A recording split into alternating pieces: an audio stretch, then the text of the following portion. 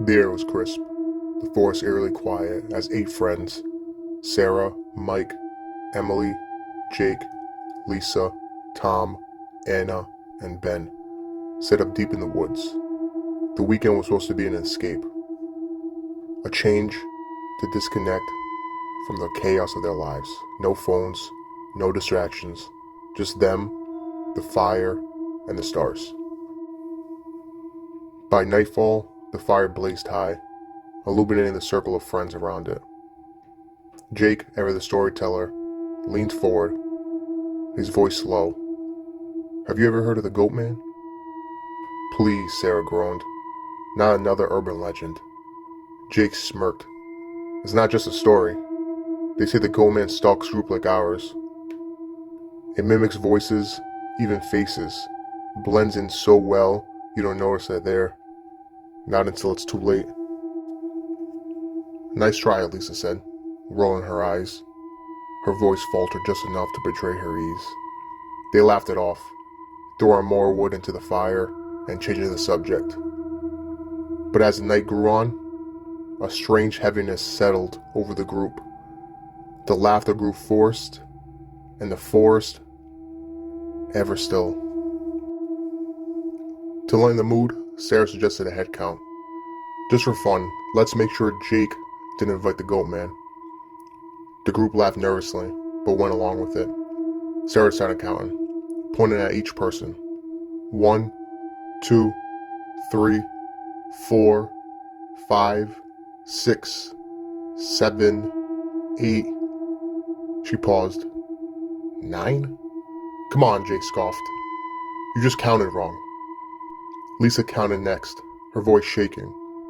1, 2, 3, 4, 5, 6, 7, 8, 9. The laughter stopped. "Okay, someone's messing with us," Tom said, standing abruptly. "Who's hiding out there? Mike, is this one of your pranks?" Mike shook his head, his face pale. "I didn't invite anyone, I swear."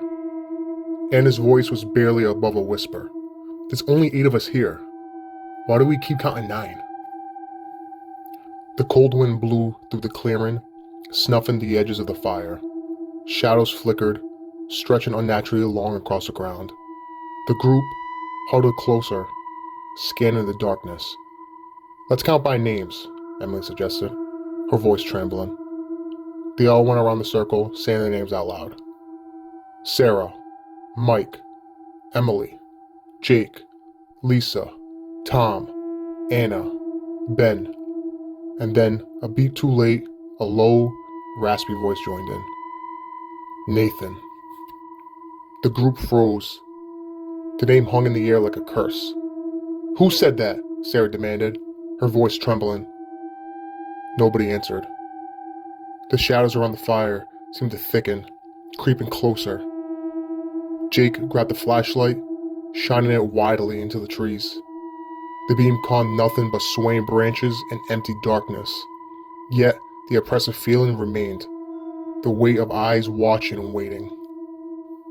"We should leave," Mike said, his voice firm but shaking.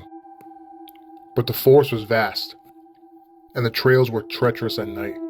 They decided to stick it out, huddling into one tent for safety. The wind outside howled like a living thing, and the sound of circling footsteps crunching around their camp. "Do you hear that?" Emily whispered. "Shut up," Jake hissed. Just don't listen." The footsteps suddenly stopped, replaced by silence so complete it felt deafening.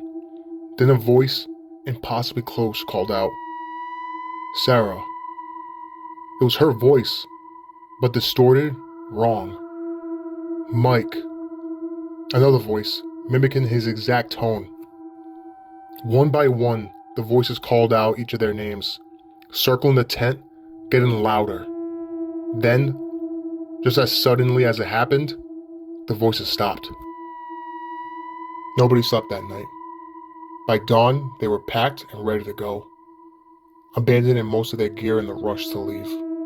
As they loaded into the car, Sarah hesitated. "Let's count one last time." The group agreed, muttering their names. Sarah, Mike, Emily, Jake, Lisa, Tom, Anna, Ben.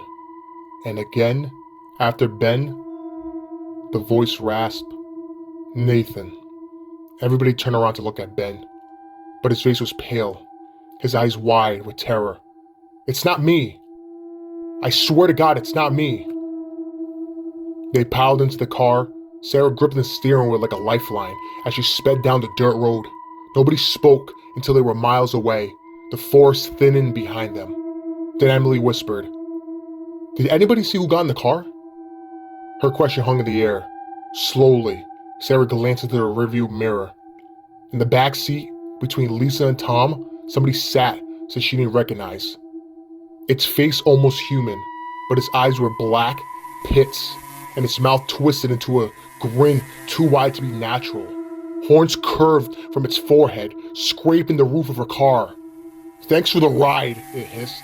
Its voice shifted between all theirs at once. Sarah screamed. The car swerved off the road. The last thing they heard before the crash was a sound of laughter. Low, guttural, inhuman.